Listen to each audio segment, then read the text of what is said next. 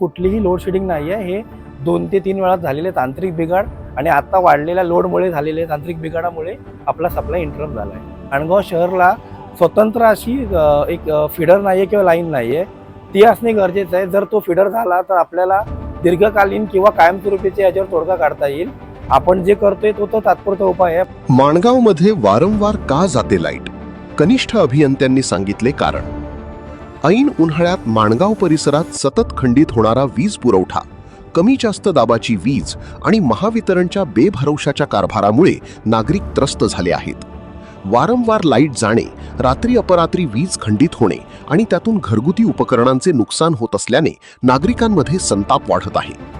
महावितरणचे कनिष्ठ अभियंता करंदीकर यांनी दिलेल्या माहितीनुसार माणगावला कांदळगाव येथून वीज पुरवठा केला जातो. या लाईनवर निजामपूर सेक्शनमधील गावांचाही लोड असल्याने कांदळगाव ते माणगाव दरम्यान कुठेही फॉल्ट झाल्यास त्याचा परिणाम माणगाववर होतो. शहरासाठी स्वतंत्र फीडरची आवश्यकता असल्याचे त्यांनी सांगितले. सततच्या वीज खंडिततेमुळे पाणी पुरवठा, दवाखाने, दुकाने, बँका, ऑनलाईन कामे आणि व्यवसायांवरही परिणाम होत आहे.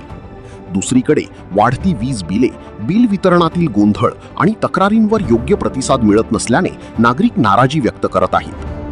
वीज समस्येवर कायमस्वरूपी उपाय म्हणून स्वतंत्र फीडर, सबस्टेशन उन्नतीकरण आणि वितरण व्यवस्थेचे आधुनिकीकरण करण्याची मागणी आता जोर धरू लागली आहे.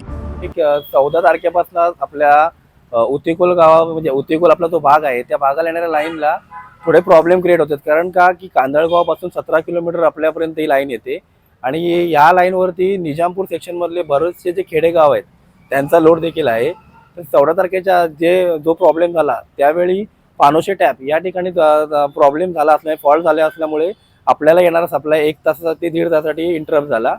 त्यानंतर 16 तारखेला पुन्हा एक प्रॉब्लेम क्रिएट झाला. त्यावेळी पानोसपे असं एक जे गाव आहे निजामपूरपासून आतमध्ये, त्या टॅपला फॉल्ट क्रिएट झाल्यामुळे आपल्याला पुढे जो आपल्याला सप्लाय तो शहरासाठी तो पुन्हा एकदा इंटरप्ट झाला.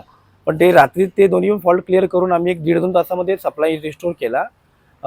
जसं आज सकाळी पुन्हा कोस्ते बुद्रुक या ठिकाणी फॉल्ट झाल्यामुळे आज सकाळी आपली लाईट 1-1.5 तास इंटरप्ट झाली होती आणि दुपारी निजामपूरला काम चालू असल्यामुळे 1-1.5 तास लाईट बंद तिथल्या अधिकाऱ्यांनी केल्यामुळे आपल्याला सप्लाय देता आला नाही. याचा जो काय परिणाम आहे तो काय होते की जे उतेकोलला जी लाईन आलेली आहे ती कांदळगावमधून आलेली आहे आणि त्याच्यावरती आपला पाणी पुरवठा देखील आहे. पण ही लोड शेडिंग नसून हे वारंवार झालेल्या लाईनमधल्या 2-3 नादुरुस्त्या आहेत.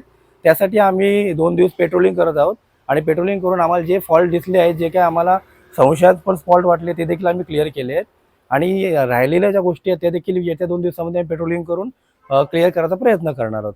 पण ह्या सगळ्या गोष्टींमध्ये एक गोष्ट महत्त्वाची वाटते ती म्हणजे की माणगाव शहरला स्वतंत्र अशी एक फीडर नाही आहे किंवा लाईन नाही आहे, ती असणे गरजेचं आहे. जर तो फीडर झाला तर आपल्याला दीर्घकालीन किंवा कायमस्वरूपीचे याच्यावर तोडगा काढता येईल. आपण जे करतोय तो तात्पुरता उपाय आहे, पण स्वतंत्र फीडर भेटला तर आम्ही चांगल्या प्रकारे अजून सप्लाय देऊ शकतो. पण ही कुठलीही लोड शेडिंग नाही आहे. हे 2 ते 3 वेळा झालेले तांत्रिक बिघाड आणि आता वाढलेल्या लोडमुळे झालेले तांत्रिक बिघाडामुळे आपला सप्लाय इंटरप्ट झाला आहे.